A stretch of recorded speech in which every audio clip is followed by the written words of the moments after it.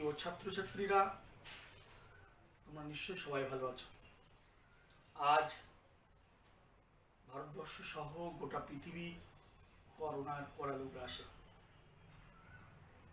সারা পৃথিবী কার্যত গৃহবন্দী লকডাউন পরিস্থিতি। আমরাও তার অন্যথা নয়, আমরা লকডাউন পরিস্থিতির মধ্যে দিন যাপন করছি। এই লকডাউনে কিছু সুবিধা অসুবিধা আছে। সুবিধা যে সকল আছে তার মধ্যে একটি ব্যতিক্রমী সুবিধা আমার চোখে ধরা পড়েছে। সেটা আমার অভিজ্ঞতা যেটা দেখলাম, অগণিত ফোন আসছে, মুহুর্মুহ মেসেজ আসছে, স্যার কবে শুরু করবেন।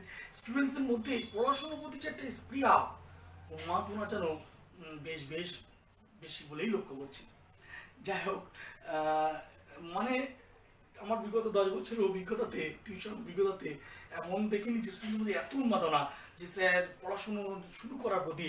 যখন একটা পজিটিভ দিক ব্যঙ্গ করছি না, ইনসাল্টও করছি না, যেটা বাস্তব ছিল আর সত্যি কথাই বললাম। তা প্রিয় স্টুডেন্টস, তোমাদের সেই অদম্য ইচ্ছা পড়াশোনার প্রতি, সেটাকেই পাথেয় করে শুরু করতে চলেছি অনলাইন ক্লাস। অনলাইন ক্লাস কথাটা মনে হয় একটু ভুল হয়ে যাচ্ছে। ক্লাস না বলে সিউডো ক্লাস বলাটাই ভালো। ছদ্মরূপী ক্লাস মানে যে ক্লাসের অবিচ্ছেদ্য অঙ্গ স্টুডেন্টস নেই। নিছক এক ক্যামেরার মধ্যে স্টুডেন্ট সত্তা আরোপ করতে হচ্ছে। একজন কবি যেমন কোনো একটা জড় পদার্থের মধ্যেও তার জীবনী সত্তা আরোপ করে কবিতা লেখেন, তার ফিজিক্সের টিচার হয়েও আর সাহিত্যিকের মতোই এক নিছক ক্যামেরার মধ্যেই স্টুডেন্ট সত্তা, জীবনী সত্তা আরোপ করে ক্লাস করতে হচ্ছে। যাই হোক, আমরা একটু সাবজেক্টের কথা বলি। ক্লাস 11-এ যারা আজকে প্রথমে ক্লাস ফলো করছো, ইতিপূর্বে আমরা কিন্তু লকডাউনের আগে বেশ কয়েকটা ক্লাস করেছি। সেখানে যারা আজকে একেবারেই নতুন তাদের জন্য বলছি যে টোটাল 100-র মধ্যে কিন্তু আমাদের 70 নাম্বার থিওরি আছে। 70 নাম্বার থিওরি এবং 30 নাম্বার প্র্যাকটিক্যাল। এই 70 আবার 10টা ইউনিটে বন্টিত আছে। যেমন ইউনিট 1-এ একটা চ্যাপ্টার 2 নাম্বার, ইউনিট 2-তে 2টো চ্যাপ্টার 10 নাম্বার, ইউনিট 3-তে 3টে চ্যাপ্টার 10 নাম্বার, এমন করে 70 নাম্বার। তার মধ্যে সব থেকে গাবলু যে ইউনিট, সেটা হচ্ছে ইউনিট 7। সেই ইউনিট 7-এ চ্যাপ্টার আছে 9টা, তার মধ্যে 8টা চ্যাপ্টারে 10 নাম্বার আছে। যাই হোক, নাম্বার দিকে তাকালে কিন্তু পড়তে ইচ্ছা হবে না, নাম্বার তো দেখতে হবে না। কারণ এখন যদি ভাবো যে 8টা চ্যাপ্টার 10 নাম্বার, তাহলে 1.525 ওসব দিকে দেখতে হবে না, পড়তে হবে, এটাই বড় ব্যাপার। যাই হোক, এখন আমরা ইউনিট 7 শুরু করেছিলাম। ইউনিট 7-এর অলরেডি যারা ইতিপূর্বে ক্লাস প্রথম দিনেই ক্লাস অ্যাটেন্ড করেছিলে, তোমরা জানো ইউনিট 1-এর 7-এর আমরা প্রথম হারমোনিক নীতি শুরু করেছিলাম, তারপর কঠিনের প্রসারণ শুরু করেছিলাম, তারপর তরলের প্রসারণ শুরু করেছিলাম। তরল হয়ে গেছিল। এখন যারা এই কঠিন তরল গ্যাসের পরে, এই থার্মোমিতি কঠিন তরলের পরের চ্যাপ্টার হচ্ছে গ্যাসের প্রসারণ। আজ আমরা গ্যাসের প্রসারণ নিয়ে আলোচনা করব। প্রসঙ্গত বলে রাখি, যারা আজকে প্রথম ক্লাস ফলো করছো, উদ্বিগ্ন হওয়ার কারণ নেই যে 3টে চ্যাপ্টার হয়ে গেছে, ওটা নিয়ে ভাবতে হবে না। ওটা আমরা অবশ্যই বুঝে রিভিশন দিয়ে নেওয়া যাবে, ঠিক আছে? যাই হোক, আমরা আমাদের আজকের আলোচনা কি বললাম? গ্যাসের প্রসারণ, গ্যাসের এক্সপ্যানশন অফ গ্যাসেস। এখন দেখো, প্রথমত একটা কথা বলি, ইতিপূর্বে বলেছি, আরেকবার বলি, যে বিষয়টা হলো কঠিন তরল গ্যাস। কোন পদার্থ কঠিন হবে, কোনটি তরল হবে বা কোনটি গ্যাস হবে, এটা নির্ধারিত হয় কার দ্বারা? কিসের দ্বারা? H2O জল হবে, H2O বরফ হবে না H2O জলীয়বাষ্প হবে? সেটা ডিপেন্ড করে কিসের উপর? সেটা ডিপেন্ড করে পদার্থের অণুর মধ্যে অণু যে attractive force, intermolecular attractive force, অর্থাৎ আন্তরাণবিক আকর্ষণ বলের উপর। প্রত্যেক পদার্থের অণুর সঙ্গে অণুর এক আকর্ষণ বল থাকে, যেটা কিনা ইন্টারমলিকুলার অ্যাট্রাকটিভ ফোর্স। এই ইন্টারমলিকুলার অ্যাট্রাকটিভ ফোর্সের উপর ডিপেন্ড করে যে পদার্থ কঠিন হবে না তরল হবে না গ্যাস হবে। একটু ব্যাখ্যা করি। কোন নির্দিষ্ট পদার্থের অণু যে আকর্ষণ বল, সেই আকর্ষণ বলকে ইন্টারমলিকুলার অ্যাট্রাকটিভ ফোর্স, আন্তরাণবিক আকর্ষণ বল বলা হয়, বা তার একটা নাম আছে কোহেসিভ ফোর্স, সংশক্তি বল। প্রসঙ্গে ক্রমে আরেকটা কথা বলিনি, অ্যাডহেসিভ ফোর্সের কথা। একই পদার্থের অণুগুলির মধ্যে যে পারস্পরিক আকর্ষণ বল, এই পদার্থে যে কোটি কোটি অণু আছে তাদের মধ্যে যে আকর্ষণ বল, সেটাকে সংশক্তি বল বলে। পক্ষান্তরে একটি পদার্থের সঙ্গে আরেকটা পদার্থ, দুটো পদার্থের, এই পদার্থের সঙ্গে এই পদার্থের অণুগুলির যে মধ্যবর্তী যে পারস্পরিক আকর্ষণ বল এটাকে অ্যাডহেসিভ ফোর্স বা আসঞ্জন বল বলে। সিম্পল একটা উদাহরণ দিই, সাপোজ তোর পরিবারে 5 জন, বাবা মা ভাই বোন মিলে 5 জন সদস্য, সেই প্রত্যেকের সঙ্গে প্রত্যেকের টান মায়া মমতা আছে। সেই যে টান মায়া মমতা আছে সেইটাকে বলা হয় কোহেসিভ ফোর্স, সংশক্তি বল। একই পরিবারের সদস্য তাদের মধ্যে যে টান মায়া মমতা যা আছে সেটাকে সংশক্তি বল বলে। আর তোর বাড়ির পাশে যে ধর কাকার বাড়ি, তোর কাকার বাড়ি, কাকারও ভাই বোন, কাকা কাকিমা, তাদের প্রতি তোর একটা টান আছে নিশ্চয়ই, সেটাকে আসঞ্জন বল বলে। তাহলে বলা হয় কি, একই ফ্যামিলির সদস্যদের মধ্যে যে মায়া টান মমতা বলি সেটাকে সংশক্তি বল, আর দুটি ভিন্ন ফ্যামিলির সদস্যদের মধ্যে যে টান মায়া মমতা সেটাকে আসঞ্জন বল বলে। কোনটা বেশি রে? সংশক্তি বল গ্রেটার দেন আসঞ্জন বল। Cohesive force is greater than adhesive force. তুই এখন বলতে স্যার না কেন? না, একটা আমার গ্রামের দিকে একটা বাড়ি আছে, সেখানে একজন আছে, বাবা মাকে ছাড়তে পারি কিন্তু তাকে ছাড়তে পারি না। তাহলে আপনার আসঞ্জন বল সেক্ষেত্রে কিন্তু সংশক্তি বলের থেকে অনেক বেশি। ওটাকে ঠিক ফিজিক্স দিয়ে ব্যাখ্যা করবে না, ওটাকে লিটারেচার সাহিত্য দিয়ে ব্যাখ্যা করতে হবে। যাই হোক, তার সেই সংশক্তি বলের উপর ডিপেন্ড করে পদার্থ কঠিন হয় বা তরল হয় বা গ্যাস হয়। তাহলে আমাদের আজকে আলোচনা গ্যাসের প্রসারণ নিয়ে। গ্যাসের প্রসারণ নিয়ে আমরা এই গ্যাসের প্রসারণ নিয়ে আলোচনা করব। সেই গ্যাসের তাপীয় প্রসারণ, তাপ দিলে গ্যাসের প্রসারণ হচ্ছে, সেসব নিয়ে আমরা ইতিপূর্বে কঠিনে তাপীয় প্রসারণ পড়েছি, তরলে তাপীয় প্রসারণ, গ্যাসের প্রসারণ নিয়ে আলোচনা হবে। এট ফার্স্ট আমরা এই যে প্রসারণে বয়েলস ল, একটা বয়েলের সূত্র সম্পর্কে জানি। বয়েলের সূত্র দেখো,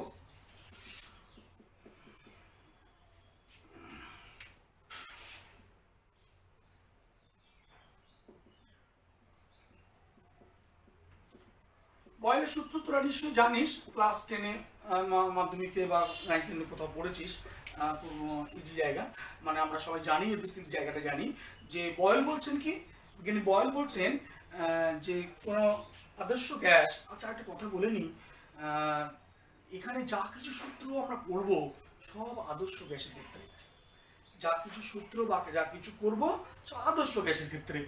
আদর্শ গ্যাস আর বাস্তব গ্যাস কিন্তু এক নয়। আদর্শ গ্যাস, এবং আরো একটা কথা প্রসঙ্গত বলে নিই, সেটা কিন্তু আদর্শ গ্যাস বাস্তবে নেই, আদর্শ গ্যাস নেই। আদর্শ কিন্তু এখানে আমরা যে বয়েলস ল পড়বো, চার্লস ল পড়বো, তারপরে রেনো সূত্র, চাপের সূত্র পড়বো, এখানে অ্যাভোগাড্রো সূত্র আছে, আদর্শ গ্যাস সমীকরণ আছে, যা কিছু আছে সব কিন্তু আদর্শ গ্যাসের ক্ষেত্রে প্রযোজ্য। এই যে সমীকরণগুলো, এই যে সূত্রগুলো কেউ কিন্তু বাস্তব গ্যাসের ক্ষেত্রে না, আদর্শ গ্যাসের ক্ষেত্রে, অথচ আদর্শ গ্যাস নেই। এটা একটা মহাস্যকর ব্যাপার হয়ে গেল যে আদর্শ গ্যাস নেই, যে গ্যাসের অস্তিত্ব নেই, যার কেউ নেই অথচ সেই নিয়ে পড়াশোনা করতে হবে। তাহলে চারটা পড়েই বা লাভ, আদর্শ নেই অথচ আদর্শ পড়ে লাভ কি? প্রশ্ন সংকট নাকি? আদর্শ নেই অথচ আদর্শ পড়ে আবার লাভ, তাহলে এত সূত্র এত কষ্ট করে পড়ি বা কি হবে? দেখ, আদর্শ, এটা জাস্ট উদাহরণ দিয়ে বলি, আদর্শ কেস কিছু হয় না রে, আদর্শ কেস কিছু হয় না। কেমন? জাস্ট একটা উদাহরণ দিই, বল, একটা স্কুল লেখা থাকে না, দেখিস না যে অমুক আদর্শ বিদ্যা মন্দির, আদর্শ বিদ্যাপীঠ, আদর্শ বালিকা বিদ্যালয়, সব লেখা থাকে তো, কিন্তু আদর্শ বলে কিছু হয় না, সব পুরো মিথ্যে কথা। আদর্শ বিদ্যানিকেতন হয় না, আদর্শ মিথ্যে কথা। কেন?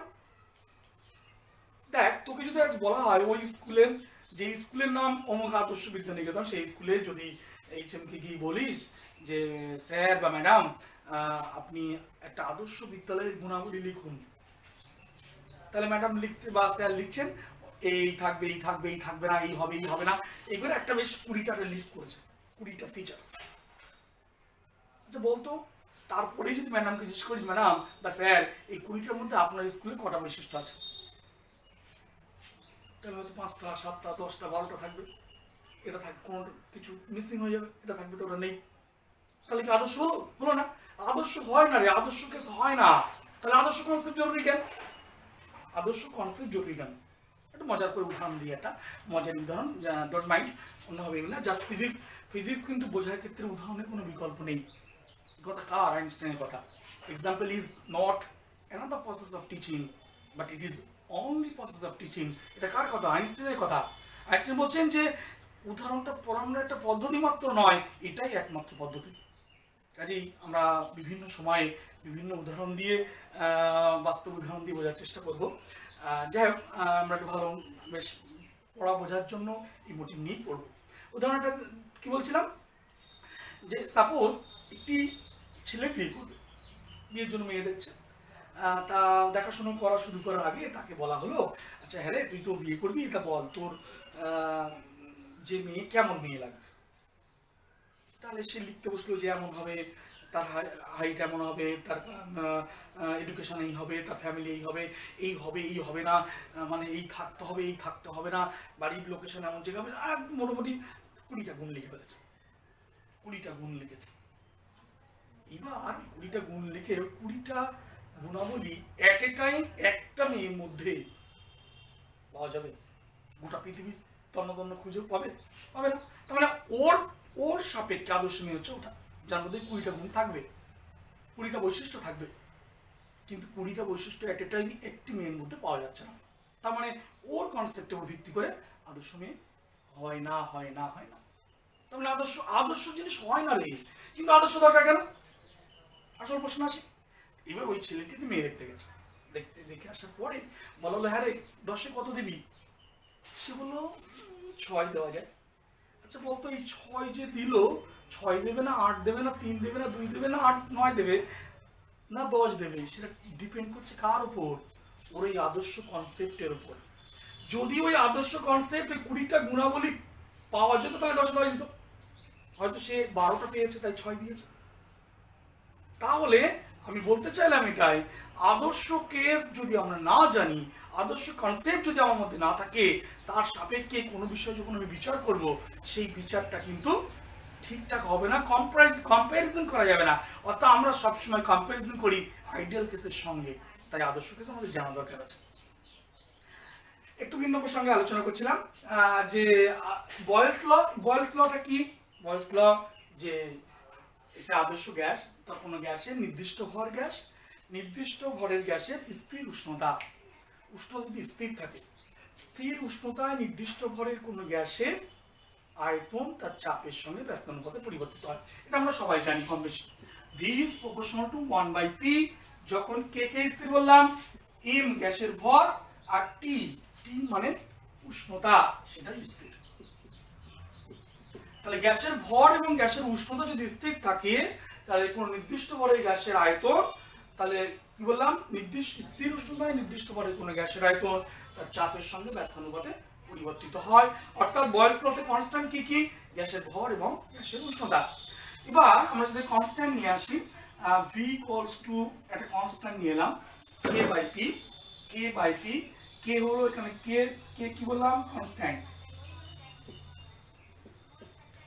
এখন তাহলে PV equals to K, PV equals to K, K হলো কনস্ট্যান্ট। এটা বয়েলস লর গাণিতিক রূপ। আমরা যদি বয়েলের সূত্রের সাধারণ রূপ লিখি, সাধারণ রূপ কি লেখা যায়? P1 V1 equals to P2 V2 equals to P3 V3 equals to dot লেখা যায়, ডট ইকুয়ালস টু কি? Pn Vn। দেখ আমরা লিখতে পারি কি? তাহলে P1 V1 P2 V2 P3 V3 dot Pn Vn। এমন তো পরিস্থিতিতে এটা হচ্ছে কি বললাম, বয়েলের সূত্রের সাধারণ রূপ। বয়েলের সূত্রের সাধারণ রূপ এটা। এখন তুমি বলবি স্যার কেমন করে হলো? সাপোজ পি আর ভি এর গুণফল তো কে কনস্ট্যান্ট, মনে করে 60, মনে কর এই কেটা মনে কর 60। তাহলে পি যখন 2, ভি তাহলে কি হতে হবে 30। তাহলে এটা ধর 2, এটা 30, 2 গুণ 30 করলেও তো 60 হয়। আবার P2 V2 তাহলে P2 যদি মনে কর এটা হচ্ছে 30, এটা 3 যদি হয় তাহলে এটা কত হবে? 3 গুণ 20, 3 গুণ 20 সেটাও 60। আবার যদি 4 হয়, 4 গুণ 15 সেটাও 60। যদি 5 হয়, 5 গুণ 12 সেও 60। অর্থাৎ P1 V1 equals to P2 V2 equals to P3 V3 equals to constant. তাহলে এই যে চার্লসের বয়েলের সূত্র নিয়ে আমরা আলোচনা করছি, বয়েলের সূত্রের একটা জাস্ট প্রশ্ন বলি। বয়েলের সূত্র তাহলে এটা বলছে যে চাপ এবং আয়তনের মধ্যে রিভার্স সম্পর্ক আছে। তাহলে একটা প্রশ্ন, যে একটা বেলুনে ফু দেওয়া হচ্ছে, বেলুনে ফু দেওয়া হচ্ছে, ফু দিলে বেলুনের আয়তন বাড়ছে, চাপও বাড়ছে। তাহলে বেলুনে ফু দেওয়া হচ্ছে, ফু দিলে বেলুনের আয়তন এবং চাপ উভয়ই বাড়ছে। যদি উভয়ই বাড়ে তাহলে এটা কি বয়েলের সূত্রকে লঙ্ঘন করছে? কেন, ওখানে তো চাপ এবং আয়তনের মধ্যে রিভার্স সম্পর্ক হওয়া উচিত, কিন্তু একটা বেলুনকে ফু দিলে বা টায়ারে হাওয়া দিলে সেখানে আয়তন বাড়ে, চাপও বাড়ে। How can it possible? এক্ষেত্রে কি হয় দেখ, এক্ষেত্রে বয়েলের সূত্র লঙ্ঘন হচ্ছে পরের ব্যাপার, লঙ্ঘিত হওয়ার প্রসঙ্গ আসবে না, কারণ বয়েলের সূত্র প্রযোজ্যই না। কেন? কারণ এক্ষেত্রে বয়েলের সূত্রের শর্ত ছিল ভর কনস্ট্যান্ট থাকতে হবে, টেম্পারেচার কনস্ট্যান্ট থাকতে হবে। কিন্তু আমরা যখন বেলুনে ফু দিই তার ভর তো গ্যাসের ভর তো কনস্ট্যান্ট থাকেই না, আবার উষ্ণতাও কনস্ট্যান্ট থাকে না। কাজে এখানে ক্ষেত্রেই বলা যায় বয়েলের সূত্র লঙ্ঘিত হওয়া তো দূরের কথা, প্রযোজ্যই না। এখন বয়েলের সূত্র যদি আমরা গ্রাফ দেখি, গ্রাফিক্যাল ফিগার দেখি,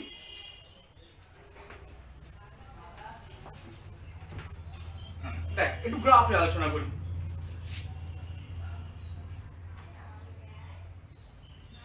এটা পি, এটা ভি যদি হয়, পি ভি, পি সাপেক্ষে ভি, আমরা দেখেছি কি P is proportional to 1/v বা V is proportional to 1/p। তাহলে পি ভার্সেস ভি বা ভি ভার্সেস পি, সেক্ষেত্রে গ্রাফটা কেমন হবে? একটার সঙ্গে একটা ব্যস্ত সম্পর্ক, আয়তন বাড়লে আয়তন যত বাড়ে চাপ তত কমে। এটা নির্দিষ্ট উষ্ণতায় যদি হয়, আমি একইভাবে লিখতে পারি, এটা সাপোজ T1 উষ্ণতা, এটা T2 উষ্ণতা, এটা T3 উষ্ণতা রয়েছে, এবং এখানে সম্পর্ক যেটা T3 is greater than T2 is greater than T1, তাহলে নির্দিষ্ট উষ্ণতা আমরা পিভি ডায়াগ্রাম পেলাম। আচ্ছা বল, P সাপেক্ষে 1/v বা v সাপেক্ষে 1/p, এই সূত্র কেমন হবে? P সাপেক্ষে 1/v, P সাপেক্ষে P এর সঙ্গে v এর ব্যস্ত সম্পর্ক, কিন্তু P এর সঙ্গে 1/v এর কিন্তু সরল সম্পর্ক। সেক্ষেত্রে গ্রাফটা কেমন হবে? এমন। বা যদি v সাপেক্ষে 1/p একই হবে, এমনই হবে। তাহলে আমরা পিভি লেখচিত্র পেলাম, p সাপেক্ষে 1/v বা v সাপেক্ষে 1/v পেলাম। এবার কি করা যেতে পারে?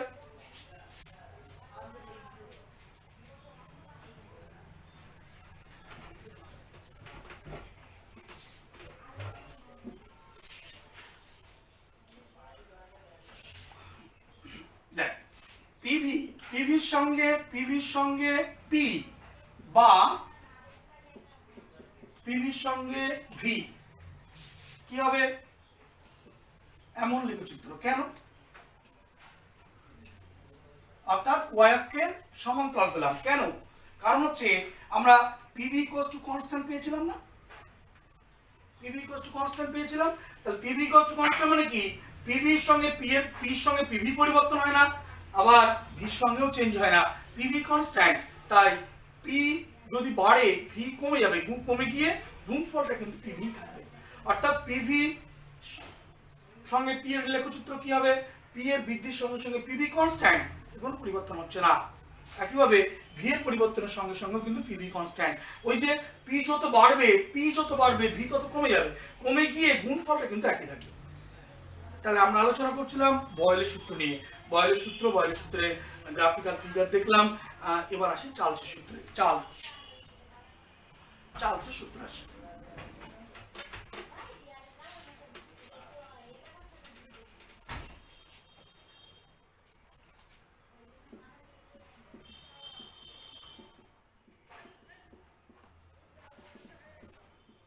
চার্লসের সূত্র। চার্লস বলছেন কি? স্থির চাপে নির্দিষ্ট ভরের কোন গ্যাসের আয়তন প্রতি ডিগ্রি সেলসিয়াস উষ্ণতা বৃদ্ধি বা হ্রাসের সঙ্গে সঙ্গে ওর 0 ডিগ্রির যে আয়তন তার 1/273 অংশ হয় বৃদ্ধি বা হ্রাস পায়। তো সবাই জানিস কম বেশি। আমরা একটু গাণিতিক আলোচনায় চলে যাচ্ছি। মানে ব্যাপারটা এরকম জায়গায়, মনে কর 0 ডিগ্রি সেলসিয়াস উষ্ণতায় নির্দিষ্ট ভরের কোন গ্যাসের আয়তন V0। উষ্ণতা যখন 1 ডিগ্রি সেলসিয়াস করা হলো, চার্লস বললেন যে 1 ডিগ্রিতে ওই গ্যাসের আয়তন V1, V1টা কত হবে? তার প্রাথমিক আয়তন V0 প্লাস ওই প্রাথমিক আয়তন V0 এর 1/273, অর্থাৎ 1 ডিগ্রি সেলসিয়াস উষ্ণতায় আয়তনটা হবে তার 0 ডিগ্রির যে আয়তন তার 1/273 অংশ বাড়বে। তাহলে কি দাঁড়ালো বলতো? V0 × 1 plus 1/273।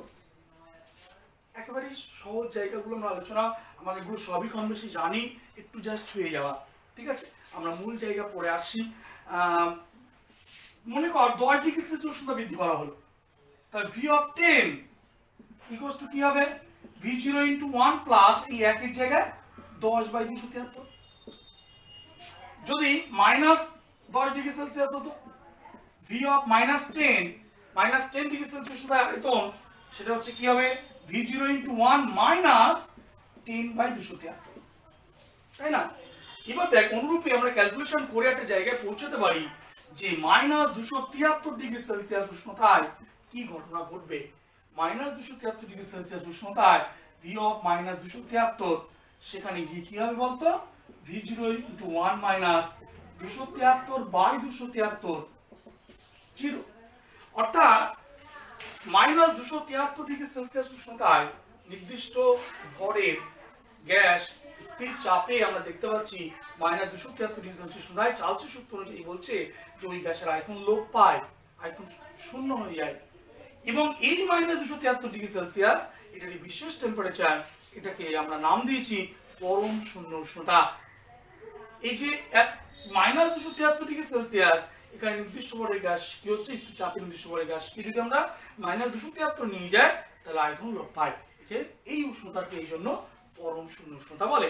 যাক, এই যে আলোচনা, এর মধ্যে থেকে আমরা চার্লসের সূত্রের যে গাণিতিক রূপ পেলাম, চার্লসের সূত্রের যে গাণিতিক রূপ, সেটা কি হলো বলতো? তাহলে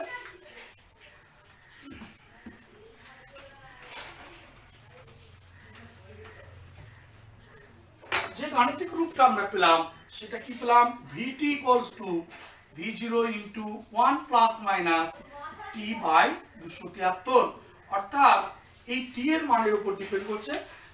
যদি T বৃদ্ধি পায়, উষ্ণতা বৃদ্ধি করা হয় তাহলে প্লাস, আর হ্রাস হলে মাইনাস। তাহলে এটা হচ্ছে জেনারেল ফিগার চার্লসের সূত্রে VT = V0 × 1 ± T/273। যদি চার্লসের সূত্রে আমরা গ্রাফ প্লট করার চেষ্টা করি, স্থির চাপে আমরা একটা যদি গ্রাফ প্লট করি, যে এদিকে আয়তনের সঙ্গে উষ্ণতার একটা লেখচিত্র অঙ্কন করি আমরা, তাহলে কি পাবো বলতো? এমন একটা ফিগার পাবো, যেটা চাপ স্থির, এবং এই গ্রাফ এই দেখ এখানে চলে আসতে চাইছে। এই যে যেখানে কাট করলো, এইটাই হতে কোনটা বলতো? যে একটা উষ্ণতা, যে উষ্ণতায় গিয়ে আয়তন লোপ পেয়েছে, এটাই কিন্তু সেই পরম শূন্য উষ্ণতা -273 ডিগ্রি সেলসিয়াস। আবার এটা তো ভির সঙ্গে স্মল টির লেখচিত্র, ভির সঙ্গে যদি ক্যাপিটাল টির লেখচিত্র আঁকতে দেয়, ক্যাপিটাল টি মানে পরম স্কেলে উষ্ণতা। পরম স্কেলটা জানিস তোরা, ওই যে বললাম -273 ডিগ্রি সেলসিয়াস উষ্ণতা, ওইটাকেই নিম্ন স্থিরাঙ্ক ধরে উষ্ণতার যে স্কেল তৈরি করা হয়েছে তাকেই বলা হয় পরম স্কেল। এবার এটা ক্যাপিটাল টি ভার্সেস যদি ভি ভার্সেস ক্যাপিটাল টি লেখচিত্র হয়, সেক্ষেত্রে কিন্তু মূলবিন্দুগামী, এটা কিন্তু মূলবিন্দুগামী না। কেন? এক্ষেত্রে পরম শূন্য উষ্ণতায় আয়তন কিন্তু শূন্য, ঠিক আছে? পরম শূন্য উষ্ণতায় আয়তন কিন্তু 0। আর এক্ষেত্রে এটা তো সেলসিয়াস স্কেল, এটা কিন্তু এটা কেলভিন স্কেল বা পরম স্কেল বা চরম স্কেল। তাহলে আমরা চার্লসের সূত্র নিয়ে আলোচনা করলাম। এবার এটাকে একেবারেই হুবহু নকল করে একটা কথা বলা যায়, সেটা চাপের সূত্র, রেনর সূত্র। এই রেনর সূত্র বা চাপের সূত্র, সেটা কি বলছে? জাস্ট এই যেখানে যেখানে ভি আছে সেখানে পি হবে, আর যেখানে যেখানে পি আছে সেখানে ভি হবে। অর্থাৎ স্থির চাপের জায়গা হবে আয়তন, আয়তনের জায়গায় চাপ। তাহলে রেনর সূত্র বা চাপের সূত্রের বিবৃতিটা কেমন হবে? স্থির চাপে না বলে বলবো কি বলতো? স্থির আয়তনে। চার্লসের সূত্র লিখে যেখানে যেখানে চাপ ছিল আয়তন, আয়তনের জায়গায় চাপ। তাহলে কি হবে বল? স্থির আয়তনে নির্দিষ্ট ভরের কোনো গ্যাসের চাপ প্রতি ডিগ্রি সেলসিয়াস উষ্ণতা বৃদ্ধি বা হ্রাসের সঙ্গে সঙ্গে ও 0 ডিগ্রির যে চাপ তার 1/273 অংশ হারে যতক্ষণ বৃদ্ধি বা হ্রাস পাবে। তাহলে তার গাণিতিক রূপ কি হবে? সেম আলোচনায় আমরা গাণিতিক রূপটা যেটা পাবো,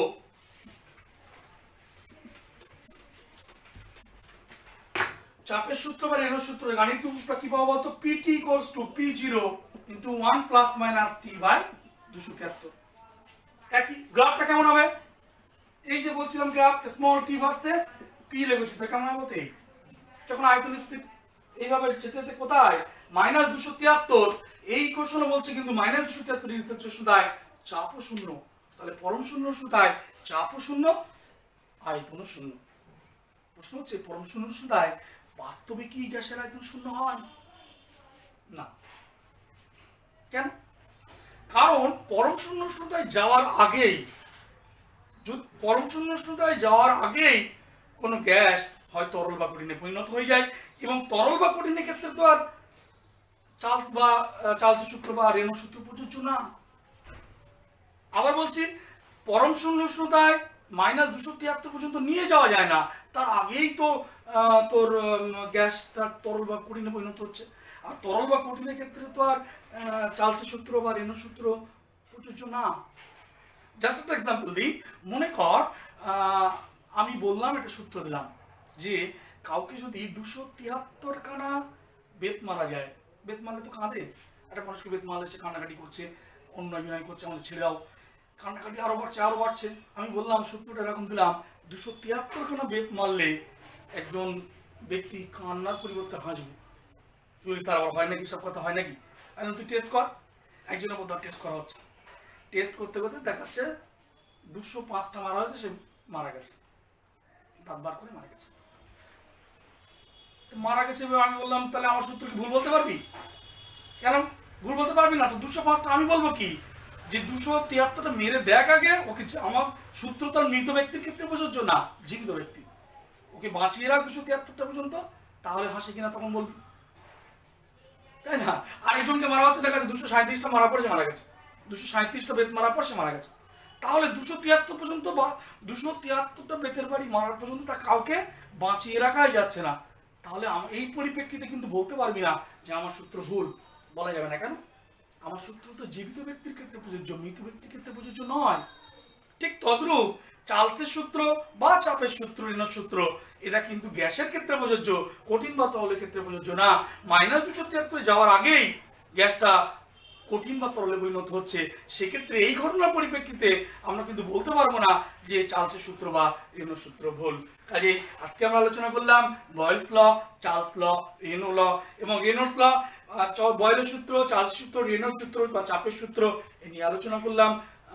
চ্যাপ্টার অবশিষ্টাংশ, বাকি পর্ব, ইম্পর্টেন্ট পর্ব আশা করছি আমরা আগামী পর্বে আলোচনা করব।